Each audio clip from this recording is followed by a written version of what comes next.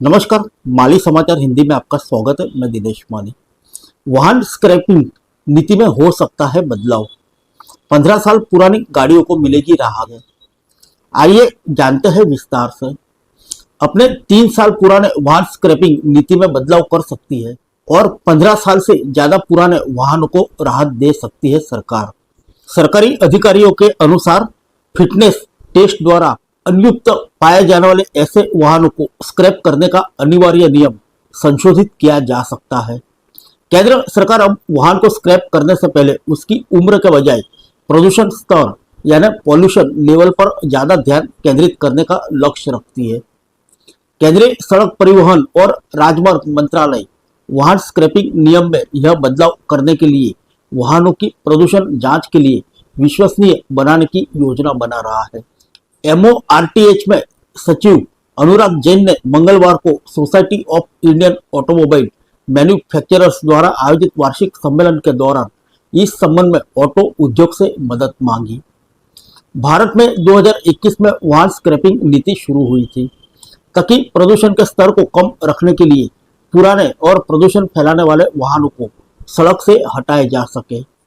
नीति के दिशा निर्देशों के अनुसार 20 साल से ज्यादा पुराने निजी वाहन और 15 साल से अधिक पुराने वाणिज्यिक वाहनों को अनअधिकृत फिटनेस केंद्रों पर अनिवार्य फिटनेस परीक्षण से गुजरना होगा। अगर परीक्षण के नतीजे नकारात्मक है तो वाहन को स्क्रैप यार्ड में भेजना होगा। SIAM सम्मेलन में बोलते हुए जैन ने कहा कि यह कदम वाहन मालिकों की प्रतिक्रिया के बाद उठाया गया है। उन्होंने कहा कि नियम को निश्चित उम्र तक पहुंचने वाले वाहनों की तुलना में प्रदूषण फैलाने वाले वाहनों पर ज्यादा ध्यान केंद्रित होगा। उन्होंने कहा कि नियम को निश्चित उम्र तक पहुंचने वाले वाहनों की तुलना में प्रदूषण फैलाने वाले वाहनों पर ज्यादा ध्यान देना चाहिए। जैन ने कहा, जब आप एक नीति लेकर आते हैं कि 15 साल के बाद स्क्रैपिंग अनिवार्य है तो लोग हमारे पास एक सवाल लेकर आते हैं।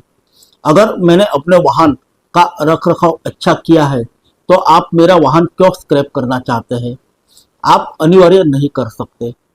इसे संभव बनाने के लिए वाहनों की प्रदूषण जांच भी सख्त होने की जरूरत है। जैन ने एक बेहतर प्रदूषण जांच तंत्र विकसित करने के लिए उद्योग से मदद मांगी। उन्होंने कहा, हमें यह सुनिश्चित करना होगा कि प्रदूषण परीक्षण कुछ ऐसा बन जाए जो विश्वसनीय हो। मैं आप सभी से प्रदूषण जांच के कार्यक्रम को डिजाइन करने में हमारी मदद करने का अनुरोध करता हूं। जो हम सभी जानते हैं कि प्रमाण पत्र कैसे हासिल किया जाता है। वाहन स्क्रैपिंग नियमों में संशोधन करने की योजना केंद्रीय मंत्री नितिन गडकरी की टिप्पणी के बीच आई है। उन्होंने कहा था कि वाहन स्क्रैपिंग प्रणाली के जरिए ऑटो उद्योग की बिक्री में 18% तक की बढ़ोतरी से लाभ हो सकता है। उन्होंने यूरोप और अमेरिका के उदाहरण साझा किए, जहां कार निर्माताओं ने इसी तरह की नीति अपनाकर 15% तक की बिक्री बढ़ोतरी दर्ज की। फिर मिलेंगे अगले बुलेटिन में अन्य किसी खबर के साथ। तब तक के लिए इजाजत दीजिए। नमस्कार।